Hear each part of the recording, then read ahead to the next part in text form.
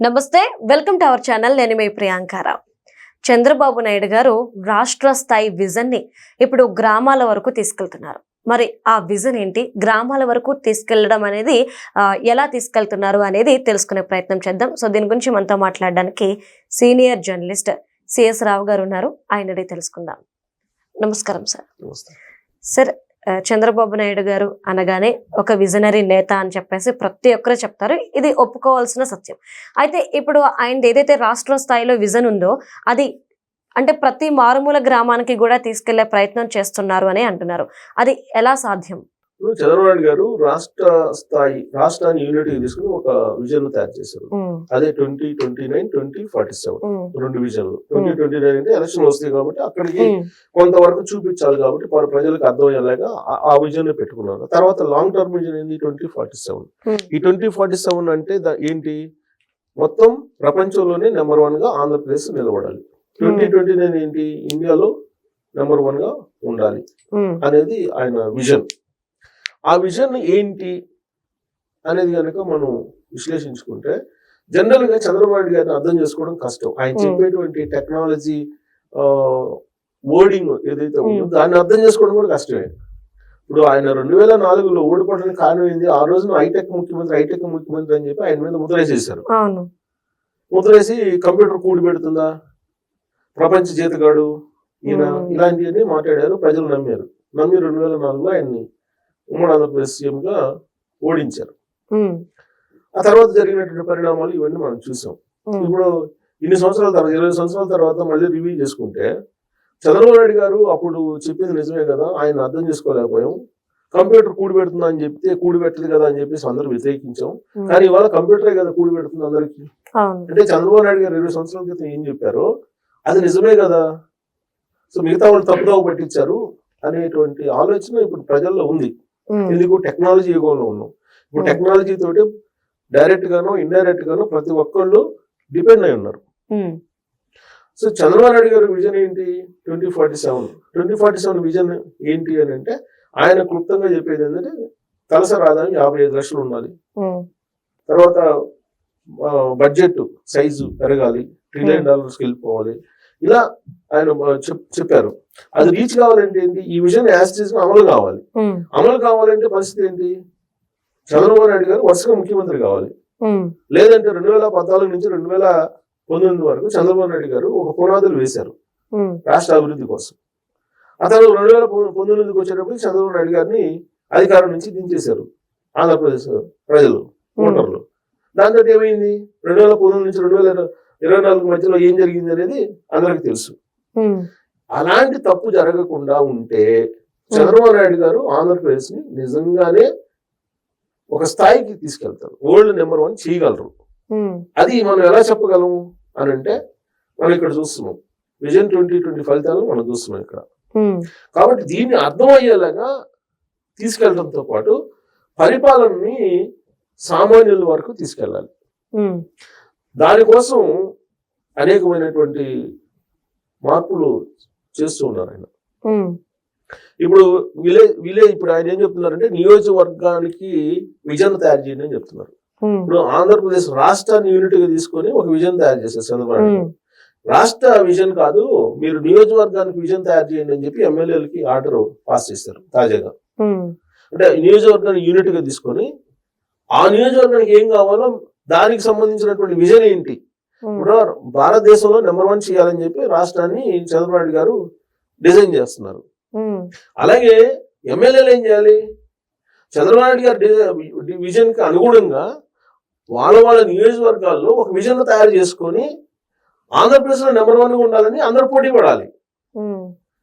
దానికోసం ఏ డిజైన్ చేస్తారో, ఏ విజన్ తయారు చేస్తారో మీరు విజన్ తయారు చేసుకోండి అని చెప్పి ఎమ్మెల్యేలకి ఆర్డర్ పాస్ చేశారు.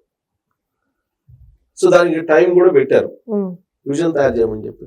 ఏది నియోజకవర్గానికి, ప్రతి నియోజకవర్గానికి ఒక విజన్ తయారు చేయాలి.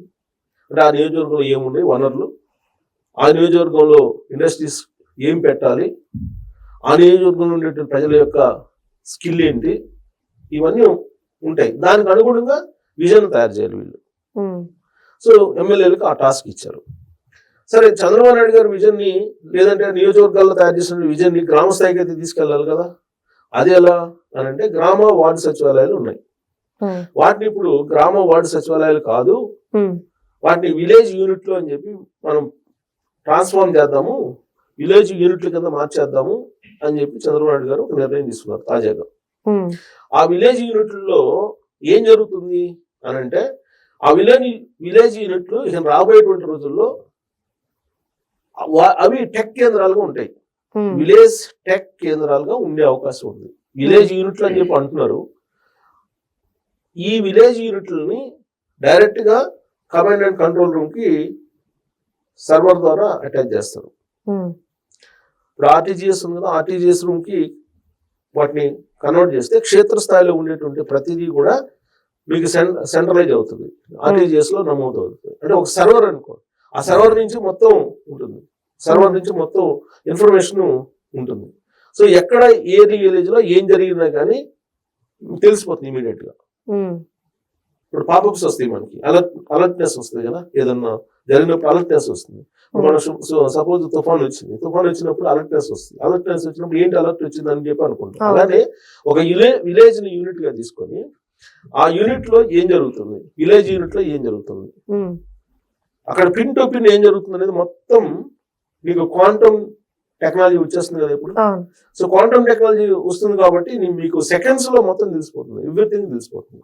ఆ విలేజ్ ఉందండి, ఆ విలేజ్ లో ఏం పంటలు ఉన్నాయి, ఎన్ని పంటలు వేశారు, పంటలు ఏమేమి వేశారు, దిగుబడి ఎంత వస్తుంది, ఎంత వస్తుందని ఎక్స్పెక్ట్ చేశారు, ఎంత వచ్చింది, దీన్ని మార్కెట్ ఎలా చేయాలి, ఏ దేశానికి వీటిని ఎగుమతి చేసుకోవాలి, అక్కడ ఉండేటువంటి పౌరులు ఆర్థిక పరిస్థితి ఏంటి, ఎవరెవరిది ఎలా ఉంది, ఈ మొత్తం వస్తుంది.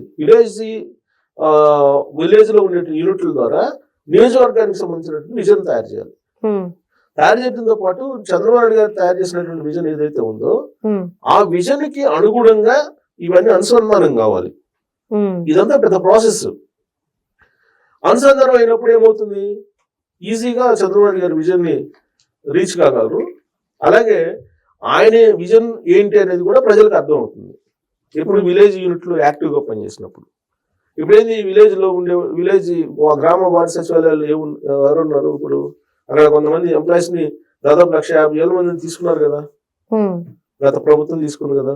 ఇప్పుడు వాళ్ళందరూ అక్కడ అసలు ఏ డిపార్ట్మెంట్ వస్తారో కూడా ఇప్పటి వరకు అర్థం వాళ్ళకి తెలియదు, అగమ్యకు వచ్చినాం.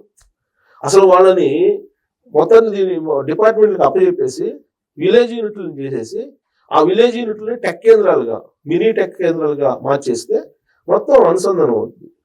మనలో నుంచి మన గ్రామం నుంచి మండలానికి, మండలం నుంచి నియోజకవర్గానికి, నియోజకవర్గాల నుంచి జిల్లాలకి, జిల్లాల నుంచి రాష్ట్రానికి, ఇలా మొత్తం అనుసంధానం అయితే కనుక మన గుప్పెట్లో, మన మొబైల్లోనే సమస్త సమాచారం ఉంటుంది. పాడి ఆవులు ఎక్కడ ఉన్నాయి, గ్రామంలో పాల ఉత్పత్తి ఎంత ఉంది, లేదా పంటలు ఏ రకరకాల పంటలు ఎన్ని ఉన్నాయి, ఈ మొత్తం సమాచారం ఉంటుంది. ప్లస్ అలర్ట్నెస్, ఏదైనా స్కీమ్ పెట్టినప్పుడు ఆ స్కీమ్ సంబంధించిన అలర్ట్నెస్, పలానా స్కీమ్ లో మీరు చేరడంగానే ఇమీడియట్ చేరిపోతుంది. అలాగే ఆ యూనిట్లు రాబోయే రోజుల్లో నేను అనుకోవటం, చంద్రబాబు నాయుడు గారు ఏం చెప్పారంటే ఎలక్షన్ టైంలో వర్క్ ఫ్రమ్ హోమ్ అని చెప్పారు, కో వర్క్ స్టేషన్లు అని చెప్పారు, కో వర్క్ స్టేషన్ ఏర్పాటు చేస్తానని చెప్పి.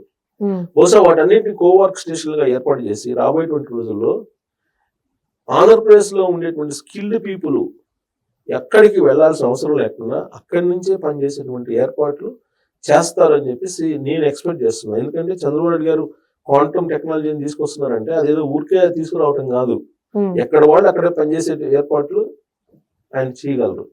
ఆ దిశగా చేస్తున్నారు. ఇప్పుడు ఆయన ఎలక్షన్లలో 2024 ఎలక్షన్లో అదే చెప్పారు, కో వర్క్ స్టేషన్ ఏర్పాటు చేసి మీరు ఎక్కడికి ఏ దేశానికి వెళ్లకుండా ఇక్కడి నుంచే పనిచేస్తాను. ప్లస్ ప్రపంచంలో కూడా అలాంటి మార్పులు వస్తున్నాయి. అమెరికా లాంటి దేశమే నేను ఆ దేశానికి రావద్దు అంటున్నారు. సో అలాంటప్పుడు అక్కడికి ఎందుకు వెళ్ళాలి, వాళ్ళకి అవసరం అయితే వాళ్ళకి ఇక్కడి నుంచే పనిచేస్తారు. సో అలాంటి సిచ్యువేషన్ తీసుకురావడానికి, ఆ మార్పులు తీసుకురావడానికి గ్రామ వార్డు సచివాలయాన్ని విలేజ్ యూనిట్లుగా మార్చేసి ఆ విలేజ్ యూనిట్ల నుంచి దాన్ని మొత్తం కంప్యూటరైజ్ చేయడం ద్వారా క్వాంటమ్ టెక్నాలజీని ఇంప్లిమెంట్ చేసి దాంట్లో మళ్ళీ ఏఐ టెక్నాలజీని ఇంప్లిమెంట్ చేసి, ఏఐ టెక్నాలజీ వ్యవసాయంలో పనిచేస్తుంది, వైద్యంలో పనిచేస్తుంది, విద్యలో పనిచేస్తుంది, అన్ని రంగాల్లో ఏఐ రాబోయే రోజుల్లో. Right. ఏఐ లేకుండా మన నిత్య దైనందిన జీవితం ఉండదు. ఓకే. కాబట్టి వీటన్నిటిని క్వాంటమ్, ఏఐ వీటన్నిటిని ఉపయోగించి విలేజ్ యూనిట్ నుంచి రాష్ట్ర యూనిట్కి దానికి అనుసంధానం చేయడం ద్వారా ఆయన ఏదైతే విజన్ అనుకున్నారో ఆ విజన్ దిశగా ప్రతి పౌరుణ్ణి ఆంధ్రప్రదేశ్లో నడపడానికి డిజైన్ చేసిన కార్యక్రమంలోనే గ్రామ వార్డు సచివాలయాల పేర్లు కాస్త విలేజ్ యూనిట్ కింద మార్చారు. Okay, right. Thank you so much sir. Thank you.